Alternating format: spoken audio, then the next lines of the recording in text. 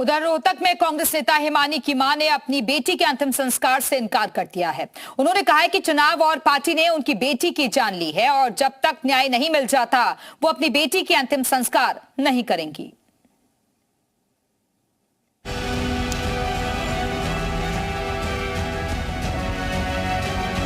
रोहतक में Sapla bus stand के पास एक नीले रंग के सूटकेस ने सनसनी फैला दी है। बस स्टैंड के पास नीले रंग का लावारिस सूटकेस रखा हुआ था। राहगीरों की नजर पड़ी तो किसी ने पुलिस को सूचना दी। उसका चेहरा नीला पड़ा हुआ था और होठों पर खून भी लगा मिला। इससे अंदाजा लगाया जा रहा है कि काफी क्रूरता से हिमानी को पहले पीटा गया और उसके बाद उसका गला चुन्नी से घोट कर मार दिया गया। रात के अंधेरे में ही सूटकेस को सुनसान एरिया में डाल दिया गया। सांपला थाना पुलिस और एफएसएल टीम ने जब मामले की जांच शुरू की तो शुरुआती जांच में यही इशारा लग रहा था कि हिमानी नरवाल की हत्या गला घोट कर की गई। लेकिन सवाल ये था कि आखिर हत्या की वजह क्या है? क्या ये कोई निजी रंजिश थी या फिर इसके पीछे कोई अन्य साजिश? देखो, पुलिस को सूचना मिली थी, पुलिस मौके पे पहुंची थी। वहाँ एक सफारी का बैग था, उसके अंदर से डेड बॉडी वो मिली थी। तो बाद में हम लोगों ने जब आइडेंटिफिकेशन वगैरह करी तो हिमानी नरवाल के नाम से वो लड़की का था। विजयनगर की वो रहने वाली थी। तो उनके माँ बाप भी हम लोगों ने मौके पे बुलाए थे, वो आइडेंटिफाई हो गई थी गुड़िया। और उसके बाद हम लोग अब अलग अलग पहलू पे इस पे हम लोग इन्वेस्टिगेशन कर रहे हैं और जो जल्द से जल्द इसका जो भी पीछे इसका होगा उसका पर्दाफाश हम लोग करेंगे। हिमानी की मौत के बाद परिवार वालों का रो रो कर बुरा हाल है। हिमानी की मां का आरोप है कि चुनाव और पार्टी ने मेरी बेटी की जान ले ली, इस वजह से उसने कुछ दुश्मन बना लिए थे। पे किसी पे शक नहीं है। हम ये है जो कांग्रेस पार्टी से जुड़े हुए मतलब कोई हो सकता है, ठीक है, कोई भी, क्योंकि मतलब बहुत की नजरों में खटक रही थी उसकी। मतलब वो अब ये जो 2 इलेक्शन हुए इनसे पहले मतलब इतना नहीं था, उसके बाद और ज्यादा खटक गया।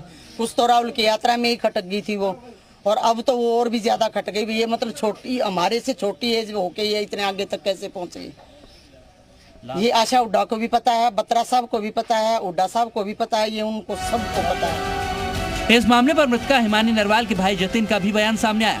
उन्होंने आशंका जताई कि हत्यारा कोई घर का ही हो सकता है। उनका इशारा कांग्रेस पार्टी की तरफ था।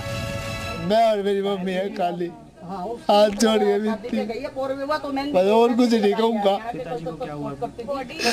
पिताजी भी बस एक्सपायर हो गए, भाई मेरा बहन, बस हाथ जोड़ के विनती है और कुछ नहीं कहता मैं, बस मेरी बहन है, इंसाफ दबा दो।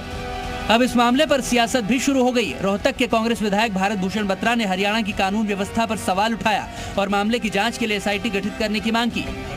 जिन्होंने ये घिनौना अपराध किया है उनको सजा मिलनी चाहिए और तुरंत इसमें पुलिस डिपार्टमेंट को एक एसआईटी फ्रेम करनी चाहिए।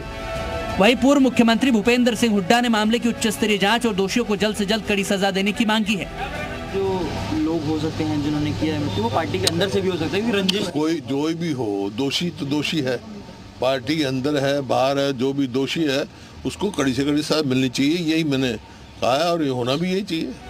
हत्या पर हरियाणा के मंत्री अनिल विज ने कहा है उनकी मां के आरोप गंभीर है। कांग्रेस के लोग पहले भी ऐसा करते आए हैं। जल्दी तरक्की करने वाले दूसरों को पीछे ढकेलना कांग्रेस की पुरानी आदत है। बहुत गंभीर मामला है और कांग्रेस के लोग पहले भी ऐसे करते रहे हैं। आगे बढ़ने के लिए दूसरों को पीछे धकेलना ये कांग्रेस की पुरानी आदत है।